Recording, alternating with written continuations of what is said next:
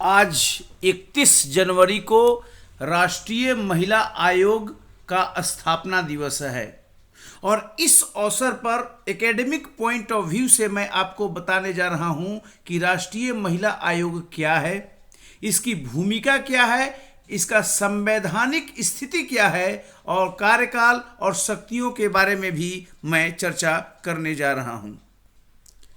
सबसे पहले 31 जनवरी को स्थापना दिवस के अवसर पर राष्ट्रीय महिला आयोग, जिसे इंग्लिश में नेशनल कमीशन फॉर वीमेन कहते हैं, इसके बारे में जानते हैं।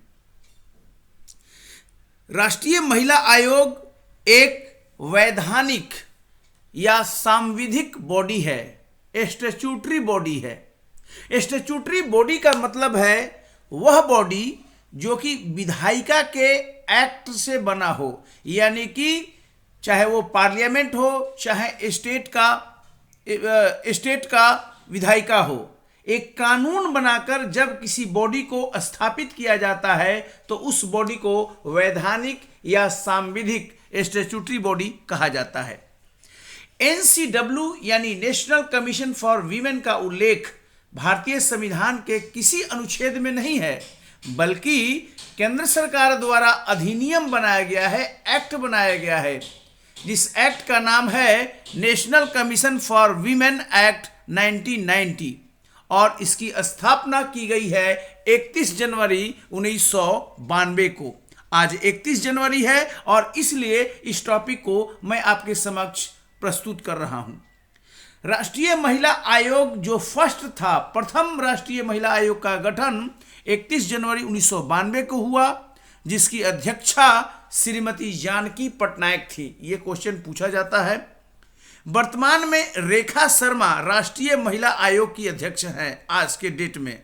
तो ये भी इम्पोर्टेंट है आपके लिए इम्पोर्टेंट है कि किस डेट को स्थापित हुआ था, 31 जनवरी 1992। ये भी फैक्ट इम्पोर्टेंट है। और आपको ये भी जानना है कि राष्ट्रीय महिला आयोग NCW कैसा बॉडी है, तो आपको कहना पड़ेगा कि वैधानिक या सांविधिक यानी स्टैट्यूटरी बॉडी है। और कैसे बना है, तो ये एक्ट से बना है, जिस एक्ट का नाम है national commission for women act 1990। अब राष्ट्रीय महिला आयोग के सदस्यों की नियुक्ति कैसे होती है, इसे भी समझ ले बात को, यह भी पूछा जाता है। तो केंद्र सरकार द्वारा राष्ट्रीय महिला आयोग के सदस्यों की नियुक्ति की जाती है बाय द सेंट्रल गवर्नमेंट। वर्तमान में राष्ट्रीय महिला आयोग के अध्यक्ष पद के लिए जो चयन का प्रस्ताव है वो केंद्र सरकार द्वारा दिया जाता है और केंद्रीय महिला आयोग और बाल विकास मंत्री द्वारा उसे नियुक्त किया जाता है। इंपॉर्टेंटली, राष्ट्रीय महिला आयोग के अध्यक्ष का चुनाव कैसे होता है?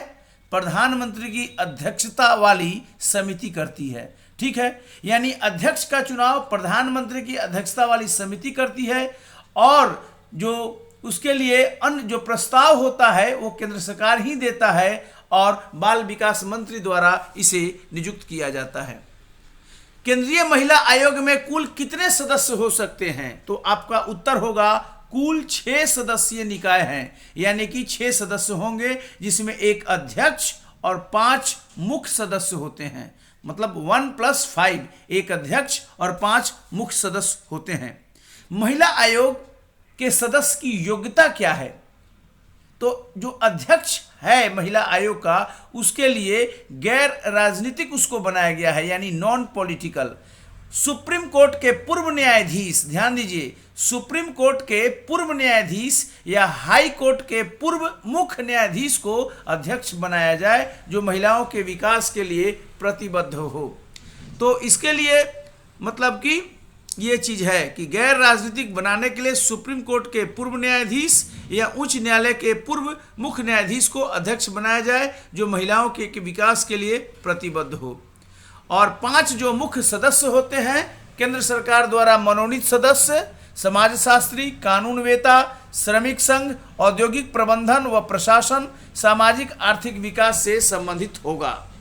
अब एक और कंडीशन है जो पीला कलर में आपको दिख रहा है कि आयोग के 5 सदस्यों में कम से कम एक सदस्य SC ST का व्यक्ति होना चाहिए, 5 में कम से कम एक। और अगला इस पर इनपुट है कि राष्ट्रीय महिला आयोग का हेड क्वार्टर यानी मुख्यालय कहाँ है। तो राष्ट्रीय महिला आयोग का मुख्यालय दिल्ली में है और केंद्र सरकार के अनुमोदन पर अन्य किसी भी स्थान पर इसका बनाया जा सकता है। वर्तमान में यह हेडक्वार्टर नई दिल्ली में है। राष्ट्रीय महिला आयोग के अध्यक्ष और सदस्यों का कार्यकाल यानी टेन्योर कितना होता है।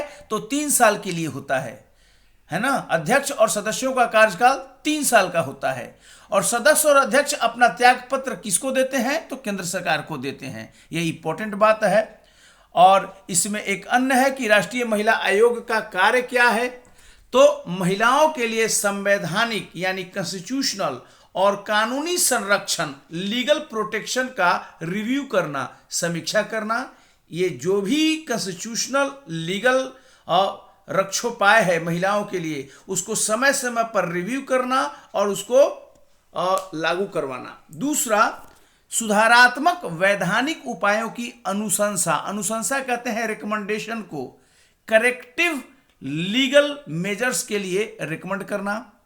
दूसरा बात, थर्ड पॉइंट, शिकायतों के सुधार की सुविधा प्राप्त करना यानी कि कंप्लेन हियरिंग। अगर कोई महिला कंप्लेन करती है महिला आयोग में तो इसका काम है कि कंप्लेन को सुनना और उसको उपचार देना, रेमेडी प्रदान करना और महिलाओं को प्रभावित करने वाले सभी पॉलिसी मैटर पर सरकार को सुझाव देना। तो कुल मिलाकर ये कैसा बॉडी हुआ महिला आयोग।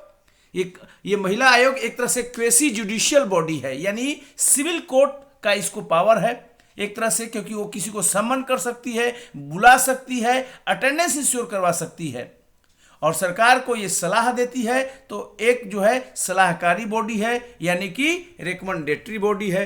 कंप्लेन हियरिंग करती है, इस तरह से अर्धन्यायिक बॉडी हो गई। सुधारात्मक वैधानिक उपयोग की अनुशंसा करती है और एक तरह से इसका एक वैधानिक बॉडी के रूप में है। तो ये राष्ट्रीय महिला आयोग का कार्य है। वृंदावन और देश के अन्य स्थानों के विधवा आश्रम में रह रही बेसहारा विधवा महिलाओं की दयनीय स्थिति की ओर केंद्र सरकार का ध्यान आकर्षित करते हुए सुप्रीम कोर्ट ने कहा है कि केंद्र में जैसे राष्ट्रीय महिला आयोग है वैसे राज्यों में भी राज्य महिला आयोग होना चाहिए। यह सुनिश्चित करना चाहिए कि राज्य महिला आयोग हो। इस आदेश के बाद सभी राज्यों में राज्य महिला आयोग की स्थापना की गई है। चूंकि ये सुप्रीम कोर्ट का आदेश था अतः हर राज्य में आपको मिलेगा राज्य महिला आयोग और जो केंद्र में है वो केंद्रीय महिला आयोग है। तो आज चूंकि राष्ट्रीय महिला आयोग का स्थापना दिवस है 31 जनवरी और इस अवसर पर इस शॉर्ट वीडियो के माध्यम से इसके संवैधानिक, राजनीतिक और कानूनी पहलुओं को आपके समक्ष रखा, जिसका प्रतियोगी परीक्षाओं के लिए बहुत ही इंपॉर्टेंट है। ये प्रतियोगी परीक्षाओं के लिए और इसमें जो भी इंपॉर्टेंट पॉइंट है वो सब लगभग क्वेश्चन एग्जाम्स में आए हुए हैं। बहुत बहुत धन्यवाद इस वीडियो को देखने के लिए। अच्छा लगे जरूर लाइक कीजिए, शेयर कीजिए। Thank you very much.